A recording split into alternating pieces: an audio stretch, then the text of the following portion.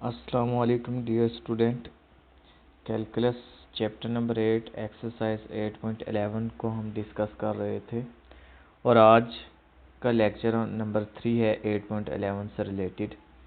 तो इसके अंदर हम इक्वेशन ऑफ स्फीयर से रिलेटेड ही सारी जो बातें हम डिस्कस कर रहे थे और स्फीयर को लेके उसी से रिलेटेड हम क्वेश्चन को हम सॉल्व कर रहे थे।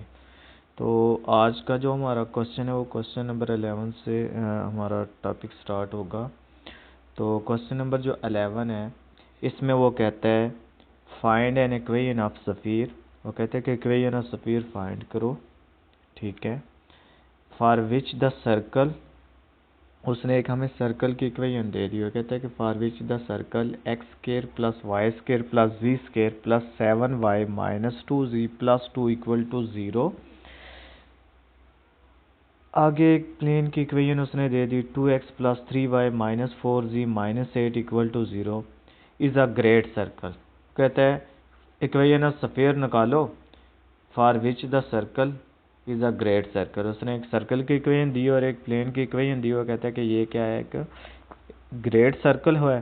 तो इनको यूज़ करके आप इक्वेशन ऑफ स्फीयर फाइंड करो। अच्छा, ग्रेट सर्कल क्या होता है, थोड़ी सी हम इसकी डेफिनेशन की जानब चलते हैं। तो ग्रेट सर्कल क्या होता है, a circle is said to be a great circle if the sphere is such that its plane passes through the centre of sphere. कहते हैं कि a great circle of sphere is such that, वो कहते हैं कि great circle of sphere, sphere का great circle उसे हम कहते हैं its plane passes through the centre of sphere. वो कहते हैं कि अगर प्लेन जो है वो क्या हो, पास कर रहा हो through the centre of sphere. जैसे कि ये हम एक फिगर से शो ऑफ करते हैं। ये क्या, मैं कहता हूँ ये मेरे पास ये एक स्फीयर है, ठीक है। तो ये जो प्लेन है अगर ये स्फीयर के क्या करे, सेंटर से पास करे, तो ये जो सर्कल बनेगा इस सर्कल को फिर हम क्या कहते हैं, is a great circle of sphere. तो वो कहता है कि ये आपके पास बातें गिवन है, एक सर्कल है और एक प्लेन की इक्वेशन। वो कहता है कि ये क्या है, ग्रेट सर्कल ऑफ स्फीयर है।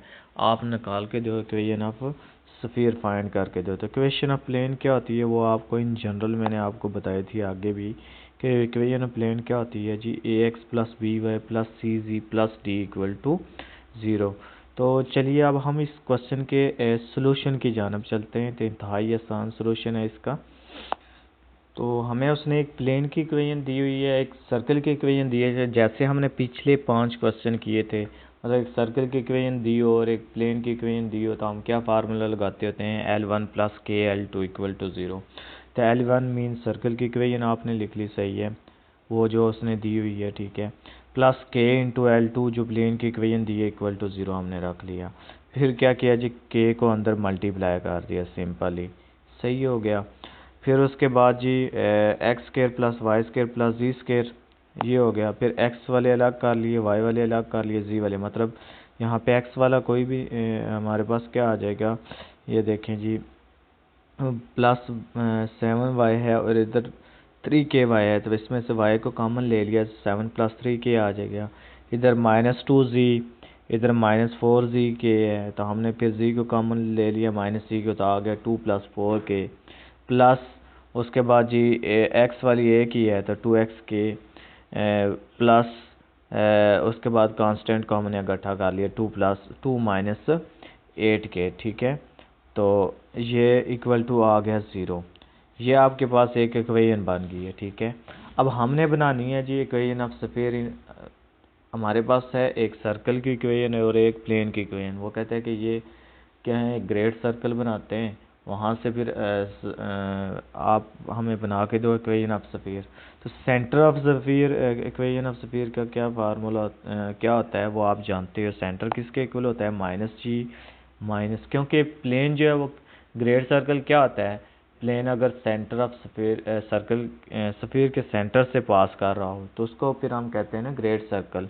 तो सेंटर ऑफ स्फीयर क्या हुआ, सेंटर ऑफ स्फीयर आप जानते हो इन जनरल क्या फार्मूला होता है, माइनस एफ माइनस जी और माइनस एच।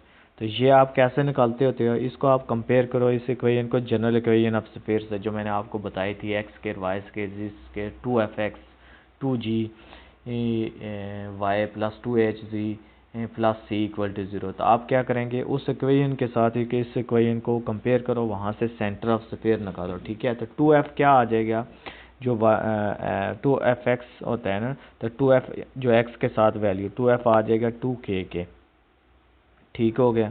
यहाँ से f की वैल्यू आ जाएगी k के इक्वल। उसके बाद जी क्या है जी, 2g जो है 2g किसके इक्वल आ जाएगा, यहाँ पे g की वैल्यू क्या, g वाला कौन सा फंक्शन है जो y के साथ होता है, 7 प्लस 3k। तो मेरे पास 2g आ जाएगा 7 प्लस 3gk आ जाएगा।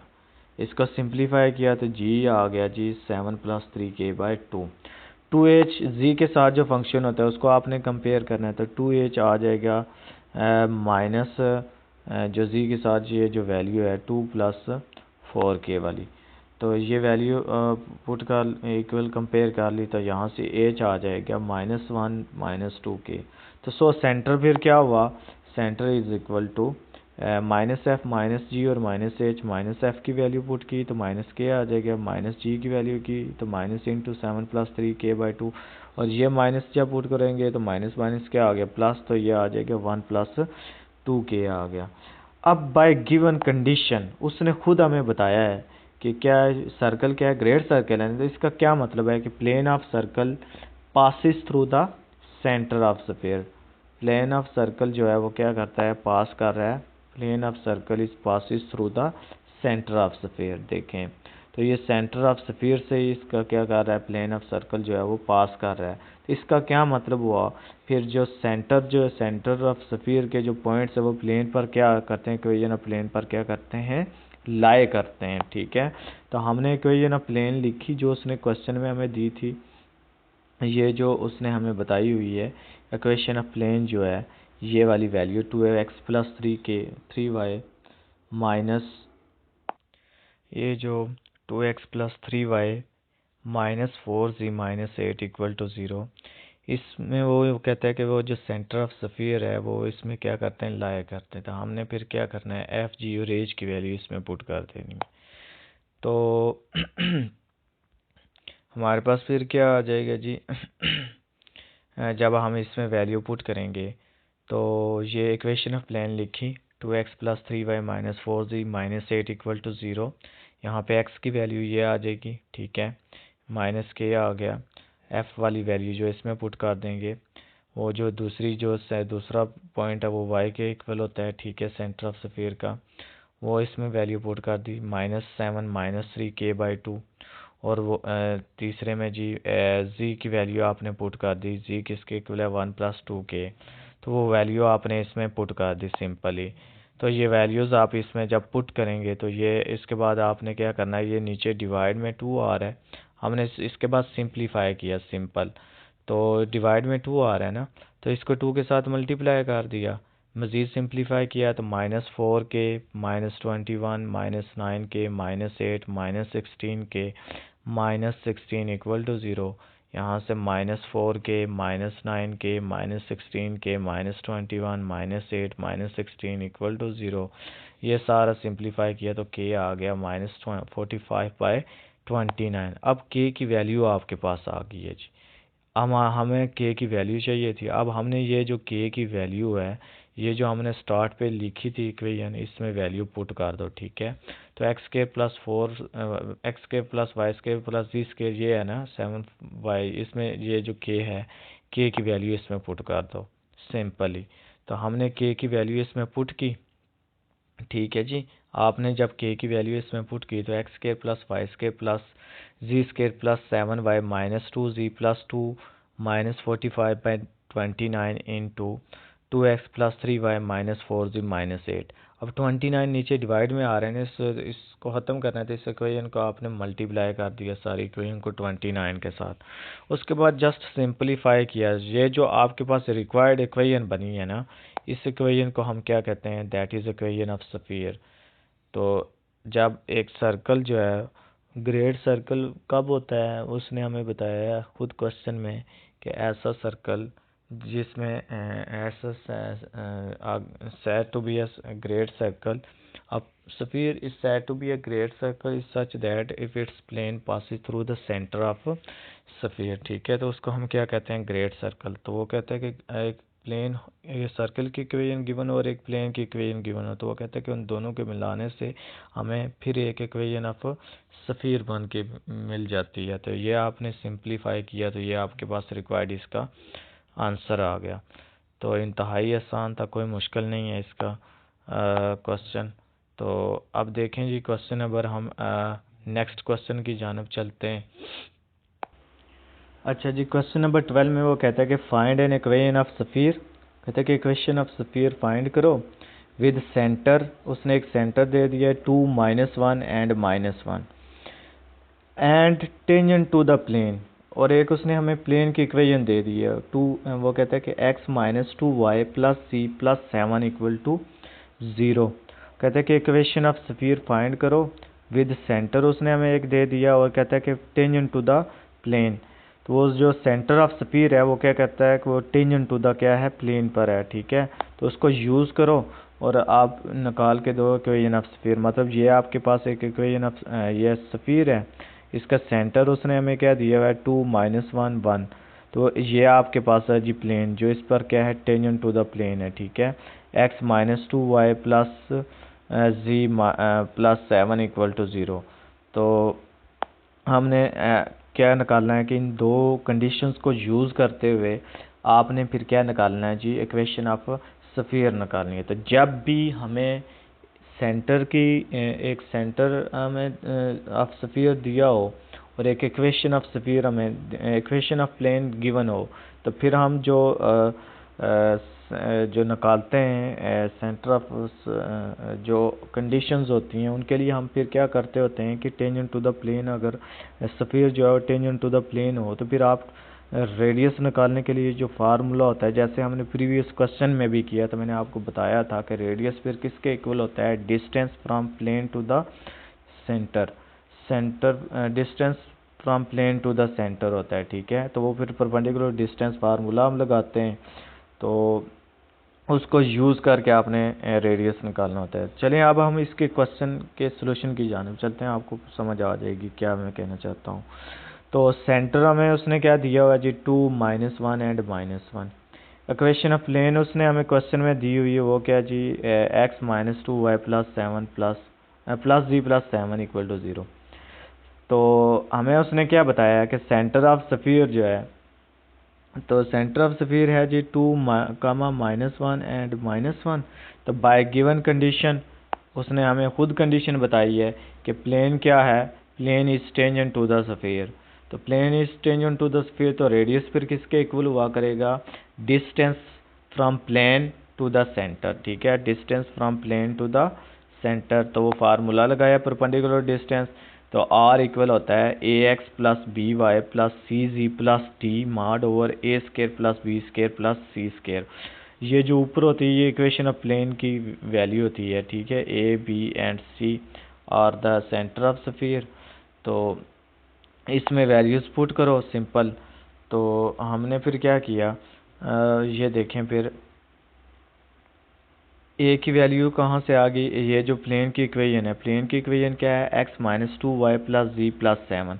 तो a मेरे पास x के साथ जो कोफिशिएंट होता है उसको हम a से रिप्रेजेंट करते हैं, y के साथ जो कोफिशिएंट होता है उसको हम b से रिप्रेजेंट करते हैं, z के साथ जो कोफिशिएंट होता है उसको हम c से रिप्रेजेंट करते हैं, और d के जो d होता है वो सिंपल कांस्टेंट जो होता है इक्वेशन ऑफ प्लेन के अंदर उसको हम रिप्रेजेंट करते हैं।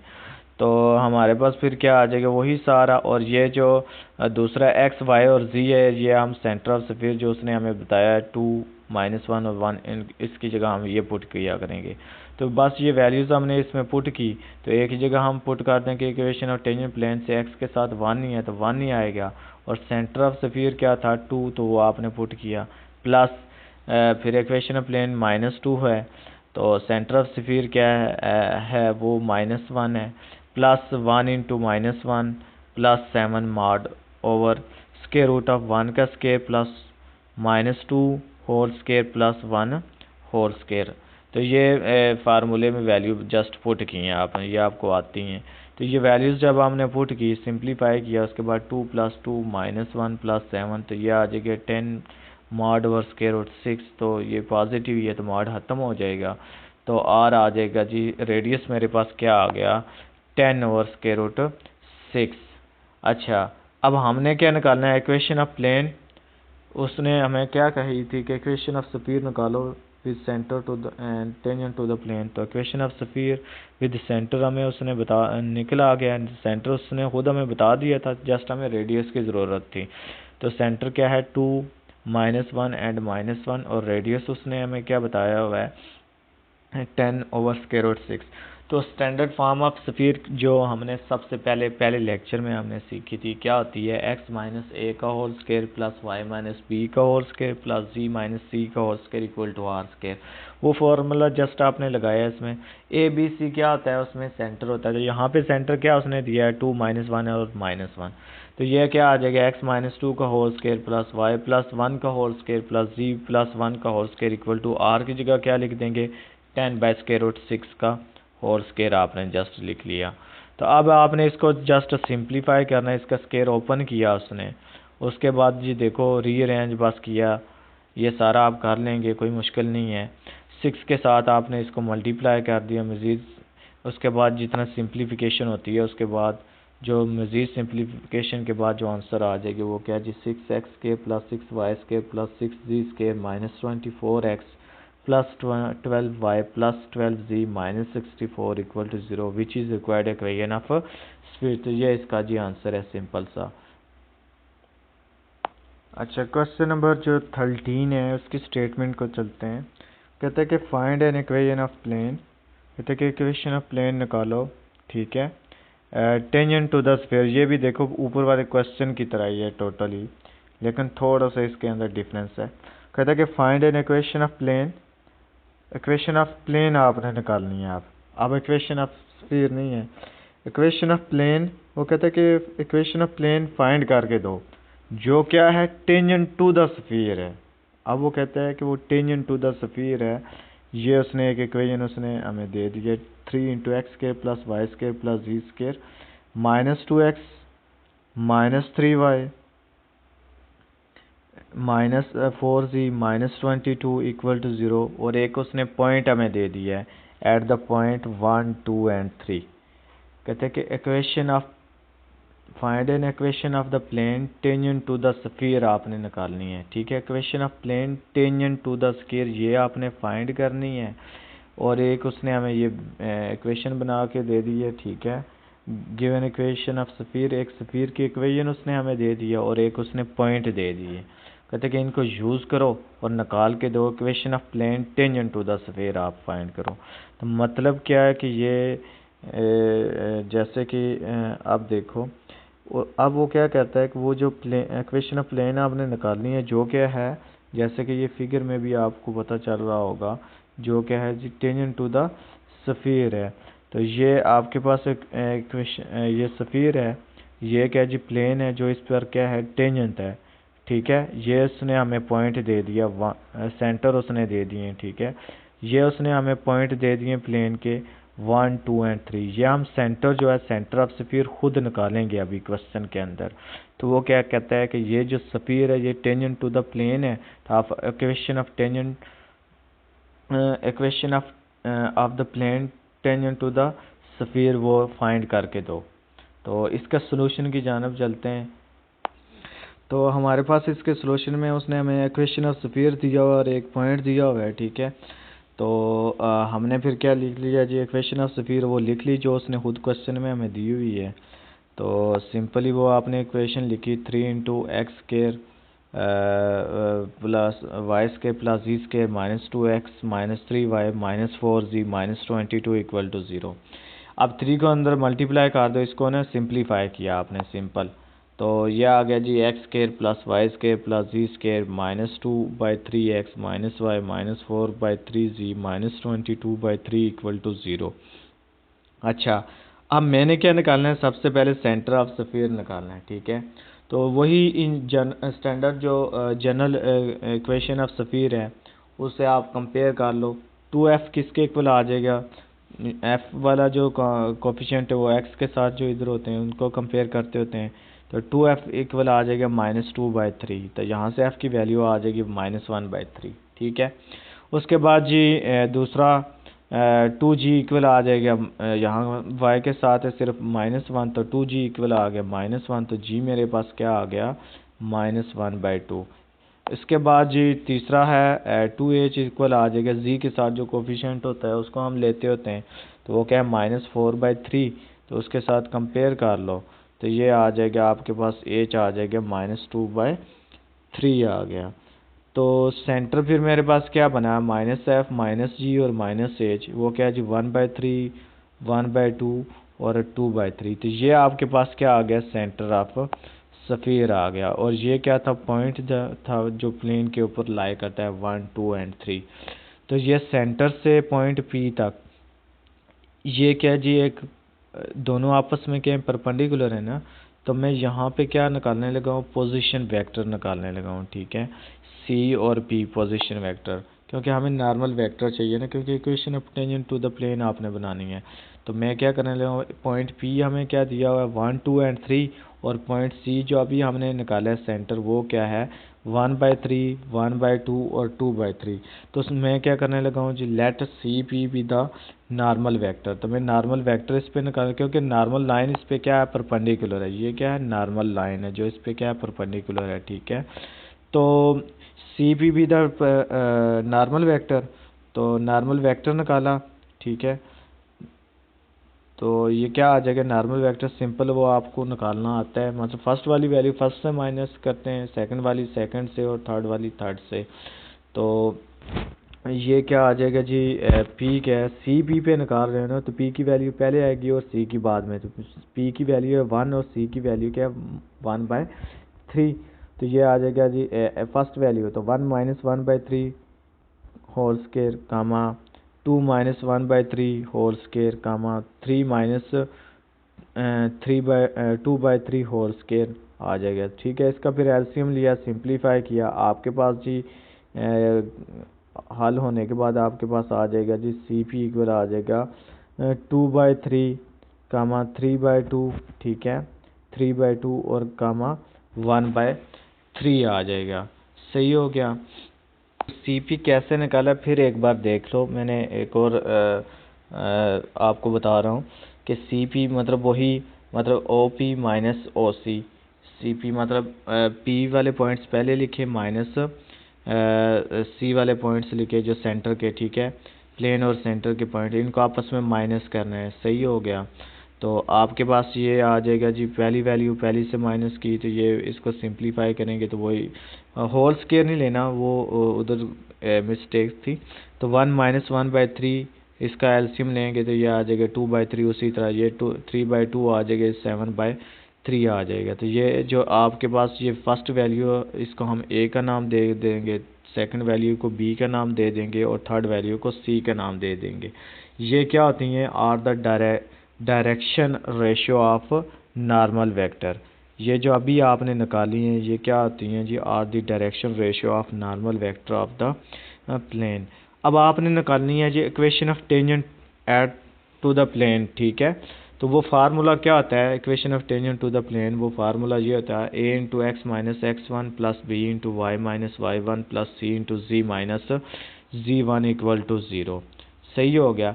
अब ए की वैल्यू आपने ऊपर बनाई है अभी 2/3, बी की वैल्यू है 3/2, सी की वैल्यू है 7/3। तो ये वैल्यूज़ आपने इन जनरल इसके अंदर पुट कर देनी है। और x माइनस x1 है ना, तो x1 के क्या x1 y1 और z1 ये जो पॉइंट उसने हमें दिए हुए प्लेन के 1 2 एंड 3 इनकी जगह ये वैल्यू पुट कर देंगे। ठीक है, जनरल सिंपल। तो ये आ जाएगा जी x माइनस x1 फिर 2/3 into x minus x1 plus 3/2 into y minus 2 plus 7/3 into z minus 3 equal to 0। तो ये अब नीचे जो डिवाइड वाले जो वैल्यू हमने equation of tangent to the plane बनानी है ना, तो ये जो नीचे जो फ्रैक्शनल फॉर्म आ गई इसको आपने ख़त्म करनी, तो 6 से उसने क्या किया मल्टीप्लाई कर दिया। मल्टीप्लाई करने के बाद आपके पास जी क्या आया जी ये जो सिंपली ये आपके पास आ जाएगा जी 4 into x minus 1 9 into y minus 2 plus 14 into z minus 3 equal to 0। तो ये मज़ीद सिंप्लीफाई किया तो 4x minus 4 plus 9y minus 18 plus 14z minus 42 equal to 0। मज़ीद सिंप्लीफाई किया तो ये 4x plus 9y plus 14z minus 64 equal to 0। तो ये जो आपके पास आंसर आया ये क्या जी, which is required equation of the plane आ गई। तो ये आपने जस्ट सिंपली ये आपने बात इसके अंदर फाइंड करनी थी जी। अच्छा, आगे ने जो क्वेश्चन नंबर है 14 वो देखो, वो कहता है कि find an equation of sphere निकालो। ये उसी तरह क्वेश्चन है जैसे आपने क्वेश्चन नंबर 12 की है, सेम टू सेम उसी तरह क्वेश्चन है। कहता है कि find an equation of sphere with centre, उसने सेंटर हमें दे दिया। वो कहता है कि at the point, centre at point उसने हमें दे दिया जी 2 माइनस 2 4 एंड 6, ये सभी में एक ही है। आगे उसने ना tangent to the plane, plane उसने डिफरेंट दे दिए। वो कहता है कि एक्स वाई प्लेन है एक दिया उसने, वाई जी प्लेन दिया और जी एक्स प्लेन, ये 3 पार्ट्स हैं। कहता है कि इनको अलग अलग से आप इक्वेशन ऑफ स्फीयर फाइंड करके दो, और सेंटर उसने एक ही दिया हुआ है -2 4 और जी।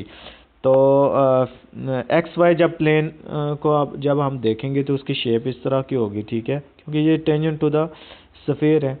तो एक्स वाई प्लेन में जी क्या होता है, 0 होता है, सही हो गया।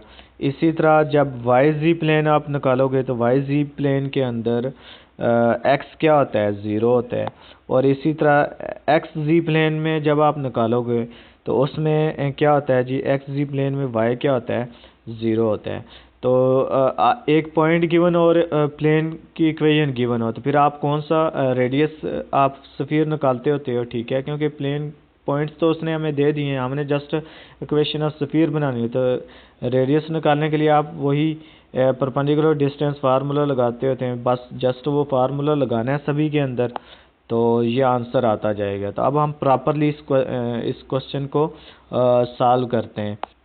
तो सबसे पहला पार्ट है जी एक्स वाई प्लेन। तो एक्स वाई प्लेन में जो जी क्या होता है, 0 होता है, ठीक है। तो वो इक्वेशन ऑफ प्लेन आपने लिखी a x plus b y plus c z plus d equal to 0। तो यहाँ पे उसने हमारे पास ये वैल्यू हमने इसमें पुट कर दी 0x plus 0y plus z equal to 0, क्योंकि जी 0 होता है बाकी एक्स वाई प्लेन में। तो जी आपके पास क्या आ गया, 0 आ गया, ठीक है। अब सेंटर उसने खुद दिया हुआ है, वो क्या है -2 4 एंड 6। अब आपने सबसे पहले निकालना है जी रेडियस ऑफ स्फीयर। तो रेडियस ऑफ स्फीयर फाइंड करने के लिए मैंने आपको बताया क्या फार्मूला होता है, distance between the centre of sphere. Perpendicular distance formula लगा लिया, r equal to a x plus b y plus c z plus d over square root of a square plus b square plus c square, जैसे पिछले हमने question में किया था। तो r क्या आ जाएगा जी आपके पास, ये जो a आपके पास क्या है इक्वेशन ऑफ प्लेन में, ये 0 है, b भी 0 है, c भी a 0 है, b 0 और z क्या है हमारे पास जो है वो, हमारे पास z जो है वो 1 है, ठीक है, क्योंकि ऊपर इक्वेशन में अभी आपने देखा है इक्वेशन ऑफ प्लेन के अंदर ये जो अभी आपने बनाई है कि z के साथ ये देखो ये a आपके पास कोफिशिएंट है, ये b आपके पास कोफिशिएंट है, ये c आपके साथ कोफिशिएंट है। तो a 0 है, b 0 है, लेकिन ये जो है z के साथ जो c की वैल्यू ये क्या है, 1 है, ठीक है। तो दूसरे ये पॉइंट आपने पुट करने हैं x y और z के, ये जो डिस्टेंस फार्मूले में जस्ट आपने पुट करनी है वैल्यूज़। तो ये आ जाएगा जी 0 इंटू -2 0 इंटू 4 प्लस 1 इंटू -6, और d इसके अंदर क्या है, 0 ही है। तो square root of a square b square c square, तो a 0 है, b 0 है और c क्या है, 1। तो आपके पास रेडियस क्या आ जाएगा, -6 मॉड ओवर स्क्वायर रूट 1। तो ये मॉड पॉजिटिव बनाने के लिए हमने लिखा है, तो ये 6 आ जाएगा, 6/1 इक्वल टू 6। तो रेडियस आपके पास क्या आ गया जी, 6 आ गया। अब आपने क्या करना है, इक्वेशन ऑफ स्फीयर निकालनी है विद सेंटर उसने हमें दे दिया और रेडियस भी अब आपको पता चल गया। तो स्टैंडर्ड इक्वेशन ऑफ स्फीयर लिखी, वो आपको आती है, वो क्या होता है x minus a square plus y minus b का whole square plus z minus c का होल स्क्वायर, जो सबसे पहले लेक्चर में हमने ये सीखा हुआ है फार्मूले, वही इसमें बार बार यूज़ हो रहे हैं, इक्वल टू आर स्क्वायर। वो वैल्यूज़ जो हैं उसमें, ये जो वैल्यूज़ आपके पास हैं ये ए बी और सी की सेंटर की वैल्यू, और ये रेडियस इसमें पुट कर दी उस जनरल इक्वेशन ऑफ स्फीयर के अंदर। तो पुट की तो आपके पास इसके बाद इनके स्क्वायर ओपन किए आपने सिंपल, जो कटिंग होती है वो कटिंग करें, आपके पास रिक्वायर्ड आंसर आ जाएगा x square plus y square z square plus 4x minus 8y plus 12z plus 20 equal to 0। तो इस तरह इसका आंसर कंप्लीट हो जाएगा। ये जो एक्स वाई प्लेन के, इसी तरह इसका दूसरा पार्ट है वो कहते हैं इन वाई जी प्लेन। अब वाई जी प्लेन के अंदर आप देखो एक्स क्या होता है, 0 होता है, ठीक है। तो x plus 0y plus 0z plus D की जगह भी हम 0 पुट करते होते हैं, कांस्टेंट तो है ही नहीं, इक्वल टू 0। तो x मेरे पास क्या आ गया, आप 0, सेंटर वही, आप फिर रेडियस निकालो, वही perpendicular distance formula, distance between centre of sphere आपने लिखा, ठीक है। r इक्वल आ जाएगा a x plus b y plus c z plus d mod over a square plus b square plus c square. अब देखो x, अब हम कौन सा प्लेन को डिस्कस कर रहे हैं, वाई जी। तो इसमें एक्स 0 है, बाकी वाई एक्स वाई प्लेन है, तो एक्स इज इक्वल टू 0 है, जस्ट एक्स इक्वल टू 0 आएगा इसमें।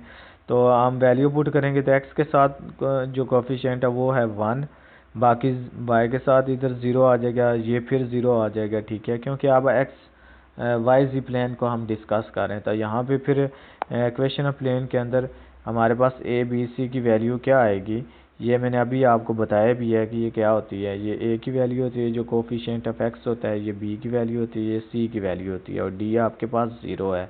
और ये जो एक्स वैल्यू है ये वाई की वैल्यू है, और ये जी की वैल्यू, ये जस्ट फार्मूले के अंदर पुट करनी है, आपके पास रेडियस निकल आएगा। तो ये इस फार्मूले में ये वैल्यूज़ हमने पुट की, ठीक है। उसके बाद आपने इसको सिंप्लीफाई किया तो आपके पास इसका रेडियस आ गया जी आर इज इक्वल टू 2, सही हो गया। अब इक्वेशन ऑफ स्फीयर लिखो विद सेंटर हमें गिवन है, आप वो हमें पहले पता है, तो रेडियस हमने निकाल ली है। अब जनरल इक्वेशन ऑफ स्फीयर लिखी, उसमें ये वैल्यू पुट कर दी, x minus a square y minus b square z minus c square is equal to r square.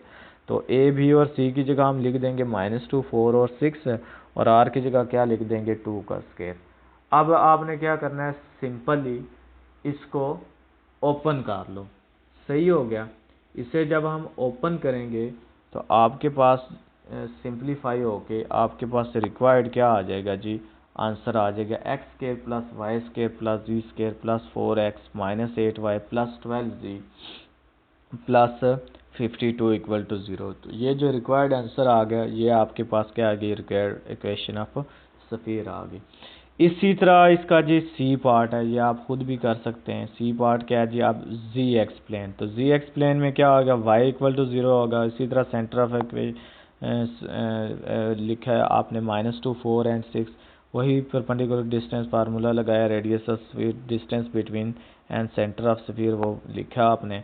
तो उसके अंदर जस्ट ये वैल्यूज पुट करनी है, a x plus b y plus c z plus d over a square square root of a square b square plus c square, उसके अंदर just आपने ये वैल्यूज पुट की हैं, ठीक है। तो अब देखो एक्स भी 0 होगा, ए 0 है, बी 0 है, अब सी बी अब 1 है, ठीक है, और सी क्या है वो भी 0 ही है। तो आपके पास सिंपली रेडियस आ जाएगा 4, ठीक है। फिर इन जनरल आपने वही फिर किया जैसे हमने पीछे क्वेश्चन में किया है कि question of sphere with centre and radius of 4 है, तो वही standard form of equation of sphere लिखी, उसके अंदर ये वैल्यू पुट कर दी। तो इसके बाद सिंप्लीफाई किया आपने, आपके पास ये जो रिक्वायर्ड आंसर आ जाएगा जी x square plus y square plus z square plus 4x minus 8y plus 12z plus 40 equal to 0। तो ये आपके पास क्या आ गया जी, रिक्वायर्ड इक्वेशन ऑफ स्फीयर आ गया। तो सिंपल था क्वेश्चन, इसके अंदर कोई मुश्किल ऐसा काम नहीं था, जस्ट इसमें परपेंडिकुलर डिस्टेंस फार्मूला लगाया आपने रेडियस निकालने के लिए, और उसके बाद स्टैंडर्ड इक्वेशन ऑफ स्फीयर जो है वो इसके अंदर यूज़ हुई है, और आपके पास आंसर आ गया जी। अब जी क्वेश्चन नंबर जो 15 है, इसको आप देखिए, वो कहता है कि find an equation of surface whose point are equidistance from P and Q. वो कहता है कि इक्वेशन ऑफ सरफेस निकालो हुज पॉइंट्स, उसने हमें पॉइंट्स दे दिए हैं, whose points are equidistance, उसने हमें एक बताया है। वो कहता है कि whose points are equidistance from P and Q. तो वो क्या कहता है कि इक्वेशन ऑफ सरफेस निकालो whose points are equidistance from P and Q. तो हम जी एक ट्राइंगल में एक ड्रा करने लगा हूँ, ठीक है। तो हमने क्या किया जी, एक ट्राइंगल ड्रा की, ठीक है, पी एंड क्यू। तो उसने खुद बताया कि whose points are equidistance from P and Q. तो इस पी और क्यू के दरमियान मैंने एक पॉइंट रख लिया जी आर, और मैं कहने लगा हूँ ये जो आर है, इस आर का यहाँ से यहाँ तक और यहाँ से यहाँ तक डिस्टेंस क्या है, एक जैसा है, इक्वल है, ठीक है। तो लेट में आर में पॉइंट रख लेता हूँ जी एक्स वाई जी, ये अननोन पॉइंट्स है, ठीक है। तो हमने इक्वेशन ऑफ सरफेस निकालनी है, ठीक है।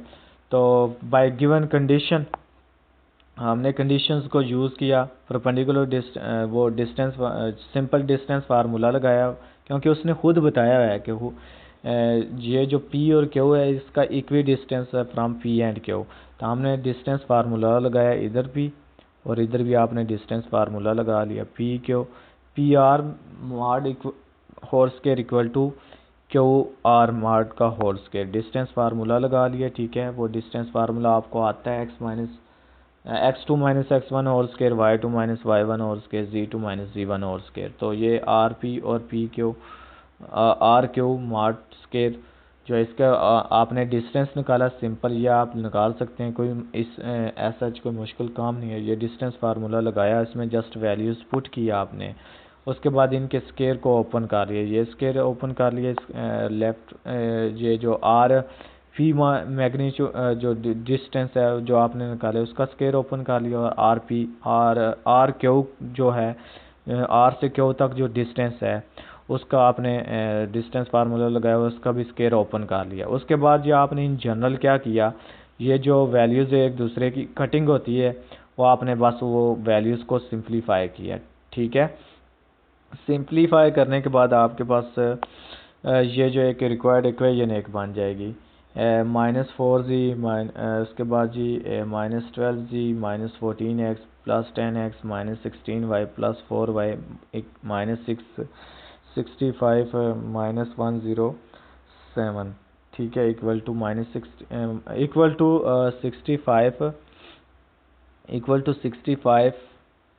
-107। तो इसको मज़ीद सिंप्लीफाई किया तो ये आ गया जी -16z minus 4x minus 12y equal to -42। फिर हमने क्या किया जी, 4 इधर से भी कॉमन ले लिया और उधर से भी कॉमन ले लिया, तो आपस में डिवाइड कर दिया, ठीक है। माइनस को भी कॉमन लेके उसको भी ख़त्म कर दें, तो आपके पास सिंपली फिर उसके बाद जी जो आपके पास जो सिंपली ये क्या आ जाएगा जी, 2x plus 6y plus 8z is equal to 21। ये जो आपके पास आंसर आया जी, ये इसका रिक्वायर्ड आंसर है। इसमें उसने हमें क्या बताया था कि इक्वेशन ऑफ सरफेस निकालो, जिस जस्ट सिंपल एक क्वेश्चन है ये, 9-10 की तरह ही है, क्लास की तरह ही है, कि उसमें हमें इसने क्या कहा है कि इक्वेशन ऑफ सरफेस फाइंड करके दो, जिस उसने खुद बता दिया है कि वो क्या कहता है कि जिन हुज पॉइंट जिसके पॉइंट्स क्या थे, इक्वी डिस्टेंस थे, इक्वल डिस्टेंस था from point P and Q. तो हमने एक पॉइंट आर रखा, जो हमने बताया कि वो जो आर है, जो हमने पॉइंट रखा है वो इन पी और क्यू से मैं अगर डिस्टेंस निकालूं तो उसका डिस्टेंस क्या है, एक जैसा है। तो फिर इसमें आपने जस्ट सिंपल डिस्ट फार्मूला लगाया और सिंप्लीफाई किया है, और जो आपके पास रिक्वायर्ड आंसर आया वो क्या है जी, required answer of equation of surface. तो ये इसका जी रिक्वायर्ड आंसर आ गया। तो इस तरह हमारे 15 क्वेश्चन जो हैं वो कंप्लीट हो गए हैं।